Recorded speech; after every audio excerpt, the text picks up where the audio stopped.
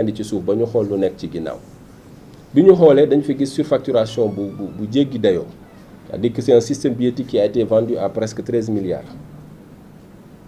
ci société boo xamante ne Dakar Dem Dikk super endetté. Alors bi loolu jàllee ñun ñu jël suñuy responsabilité wax ne comme am na lu jot a rëcc ci alal jooju noonu li ci des fu wóor lañ koy def ñu expertiser les différents systèmes yi am demander des devis mais à notre grande surprise c'est-à-dire que les offres les plus complètes les plus complexes eggul sax 50% de ce montant-là kii billet la doon jaay ak un logiciel ak device yi nekk yi nga xam ne pour valider la ñun on est allé très loin on a mis des centres de contrôle on a mis des caméras de surveillance on a mis des caméras intelligentes des radars pour décompter le nombre de passagers lépp dañ ko def ci bus bi te eggul 50% du montant. Alors yooyu yëpp lu tax tey ñu koy indi di koy teg ci table ji parce que bi ñuy ñëw ñi ñu fi fekk Dakar Dem Dikk surtout les partenaires sociaux loolu la ñuy wax société tension la société problème la. Alors ñu jàpp ne effort yooyu nga xam ne moom la état conjugué def ko pour relancer l'activité de Dakar Dem Dikk dañu jàpp ne effort yi demul woon fa mu war a dem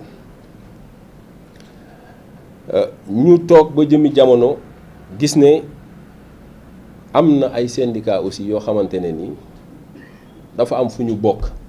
parce que ñun balaa ñuy eggsee ñëpp xam nañ ne kër gi dafa amoon ay mouvement politique ànd dooleel diw ànd suqali diw ñun bu ñu ñëwee dañ ne kër gi duñ fi politique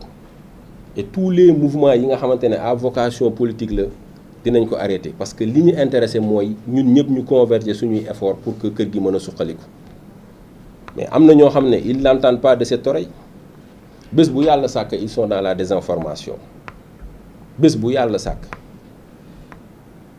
donc ñu ne nag ay la yéwén doy na ñu woo leen waxaax ñoom tey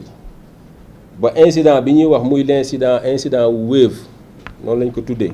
vous m'excusez de la publicité c'est un dossier qu'on a trouvé ici mu am un système boo xamante ne dañ ko def pour moderniser le ticketing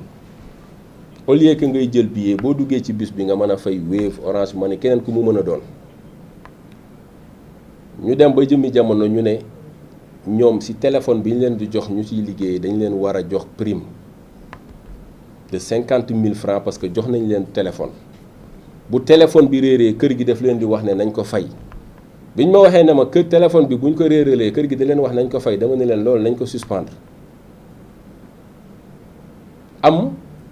balaa mouvement bi di gën a tar ñu def des contrôles inopinés sur une centaine de receveurs bu ñu contrôler 20 et quelques personnes ñu épingler leen c'est-à-dire que ñuy liggéey versement yi nga xamante ne kër gi moo ko moom versé wuñu ko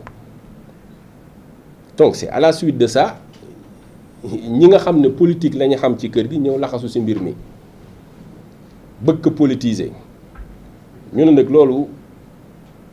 du jàll parce que du intimidation ak nuñ ko mën a tuddee ñun on a un droit de dire la vérité aux Sénégalais am na ñu fi nekkoon yoroon seen ay mouvement am na ay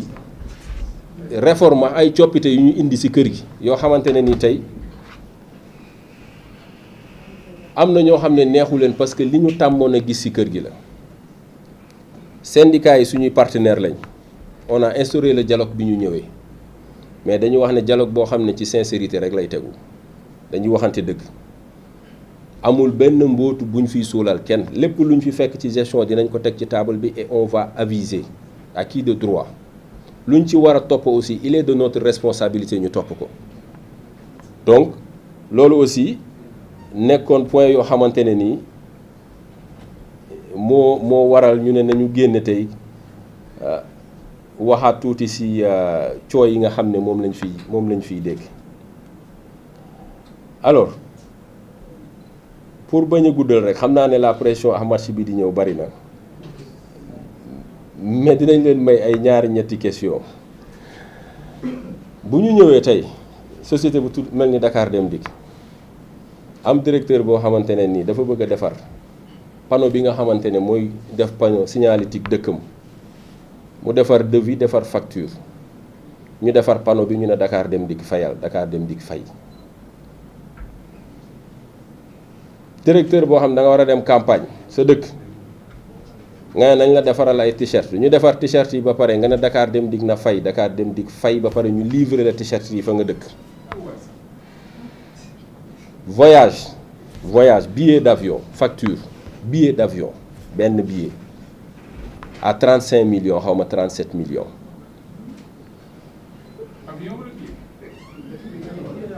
donc yooyu li ñu ci am ci ay li ñu ci fekk ci ay données c'est-à-dire loo ci xuus rek da ngay gën a am lu la naqari parce que kër gi situation yu difficile yi muy dund nga mën a jël un intermédiaire jox ko 1 milliard et quelque pendant ce temps boo demee Thiaroye nit ñi ci ndox mi la ñuy patauger pour liggéey pendant des années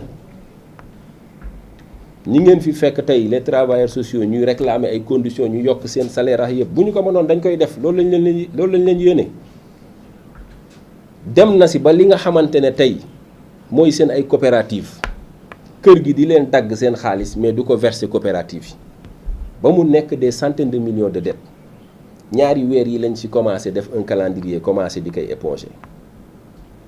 dette fournisseurs yi bi ñu fi ñëwee léegi c'est des centaines de millions ñu ngi ci plus de 500 millions de dettes fournisseurs ay dettes yoo xamante ne ça remonte à 2014-2017 les préjudices nag j'en passe c'est-à-dire que ne Dakar Dem Dikk bu accidenté tooñ daanul fay semaine passée la ñuy soog a éponger li nga xam ne depuis 2013 moo fi nekkoon ci ay dettes et des fois c'est ay 200 000 300 000 kenn mësu koo fay wala bu ñu ko doon fay newul seen priorité. loolu nag lan mooy woon conséquence bi mooy que ni képp koo xam ne dem nga ba nga am raison ci Dakar Dem Dikk buy 200 000 300 000 dañ doon xëy rek ñu ñëw bloquer sa compte pour tel dossier mu dem ba nga xam ne kër gi tey jii nii même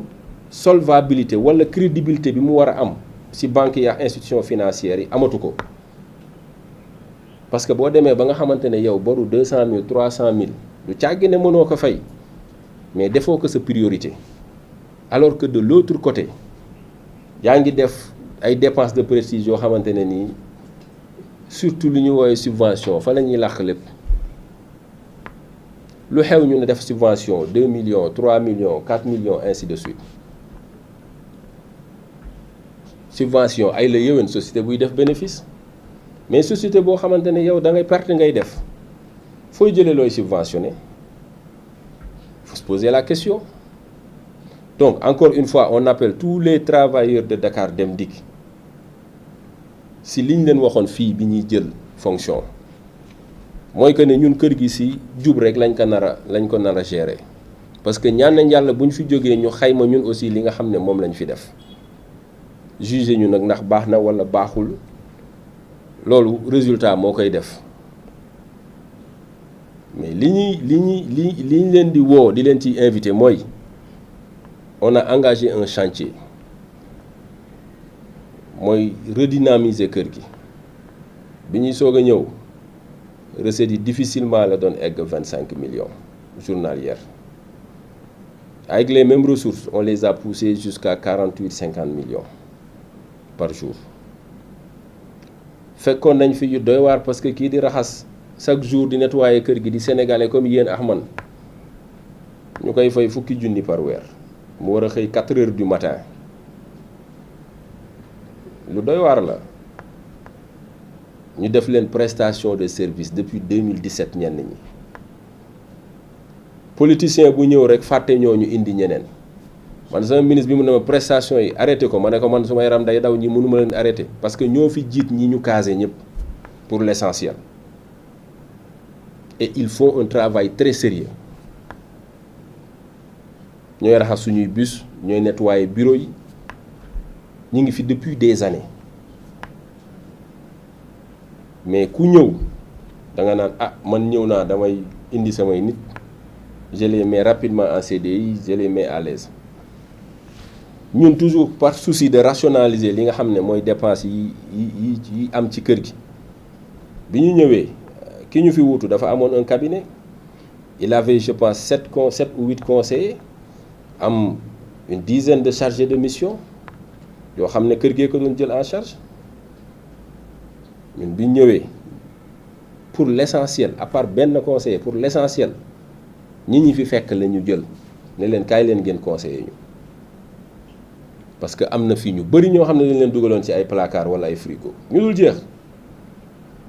des gens très compétents ñoo xam ne xamuñu leen ni daadaan ni deef bi ñu ñëwee dañ defax ñoom ay entretien on a vu leurs états de service amuñu benn manquement seen liggéey directeur lay soob rek mu bëgg a indi ku ko neex teggi ko teg fa keneen bàyyi la ci kër pendant des années ngay fayeeku say avantages yëpp mais amul benn liggéey boo xam ne moom nga amal kër gi ñu leen loolu dañ koy changer ñun bi ñu ñëwee l'organigramme dañ ko tasaare woon pour mën a dugal ay nit ñu recentré waat lépp recentré ko sur li nga xam ne moo war a nekk suñu cœur de métier muy exploitation alors forcément mutation yooyu fu muy am na ñoo xam ne ils vont plus trouver leur compte parce que li ñu tàmmoon la ñu di leen di wax ne nag kër gi nag moom dina changer waaw parce que fas yéene ñu ko gérer ci ay tappale te li ñu leen wax fii nii junj leen ko lu ci nekk dinañ ci génne firnde def nañ ko sax ci suuf depuis ce matin yónnee ko à l'autorité fuñ ci war a dem dinañ leen wax ne nañ ci topp benn centime boo xam ne jël nañ ko te kër gi moom ko dinañ ko topp ba mu leer bu ko nit luubalee nag ñu wax ne nit ba mu ko dénkee kër nangam ci Sénégal luubaroon na fa nangami milliards est-ce que mën ngeen a comprendre ci banque bu ñuy dem négocier rachat wu dette banque bi surfacturer sa commission wala mu doubler ko bu ko neexee sax parce que banque bi privée la da ngeen di waxaale rek mais au-delà de ça nga fayaat ci 1 milliard et quelque kenn ku ñu woowee apporteur d'affaires donc c'est problématique te li am fii ñun am nañ yaqin ne bari na société yoo xam ne même problème la ñu am donc encore une fois peut-être pour tëj ñu ngi woowaat les travailleurs de Dakar Dem Dikk di woo ñi nga xamante ne nii tey ñu ngi collecter l'argent de Dakar Dem Dikk ne duñ ko verser di leen wax ne xaalis bi moomuñu ko Dem Dikk moo ko moom te xaalisu Dem Dikk xaalisu Sénégal donc ñu ngi leen di inviter à ce qu'ils reviennent à la raison dem def ces versements là donc vraiment yooyu mooy quelques kàddu yi nga xamante ne moom lañ bëggoon na échanger ak l'opinion liñ fi wax nag dinañ ko tënk ci document fu ñu ci woo aussi pour leeral dinañ ci dem leeral bu soobee yàlla jërë ngeen jëf merci.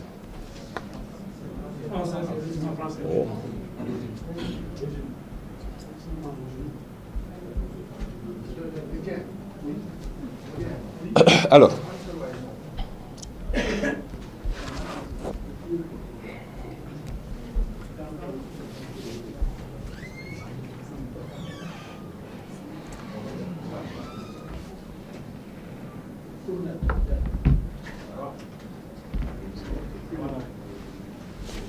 merci beaucoup. Juste pour revenir sur quelques points, très rapidement en français. L'objet de ce point de presse-là fait suite à un début de mouvement d'humeur, si on peut l'appeler ainsi, venant des collaborateurs qu'on appelle les receveurs, qui aujourd'hui réclament des primes liées aujourd'hui à un téléphone qu'on leur a remis pour leur faciliter leurs opérations de transaction, surtout pour faciliter les paiements aux usagers, avec un service de transfert qu'on appelle Wave, pour ne pas le citer. Et juste dire que on va revenir sur ce point-là, mais je voudrais juste faire un petit rappel pour dire que Dakar Dem Dikk est une société qui a été créée en 2000, précisément le 27 novembre, et qui a hérité ou qui a remplacé la défunte Sotrac. Donc elle est structurée en SA avec 76,68% détenus par l'État qui est l'actionnaire majoritaire et d'autres composantes dont le GIE Ñàkk Jariñu, Sénart Assurance, Sénécartour et GIE Solidarité. Elle est également soumise à la loi d'orientation numéro 2022-08 du 19 avril 2022 relatifs au secteur parapublic, au suivi du portefeuille de l'État et au contrôle des personnes morales de droit privé bénéficiant du concours financier de la puissance publique. Les statuts ont été proposés en reconnaissance d'écriture et signature sous seing privée auprès de la SCP, Maître Patricia Lek Diop, notaire à Dakar, le 27 novembre 2000. La tutelle technique de Dakar Dem Dikk et le ministère des Infrastructures, des Transports terrestres et aériens, le MITA, et la tutelle financière et le ministère des Finances et du Budget. Alors, je veux aller rapidement sur aujourd'hui le parc automobile.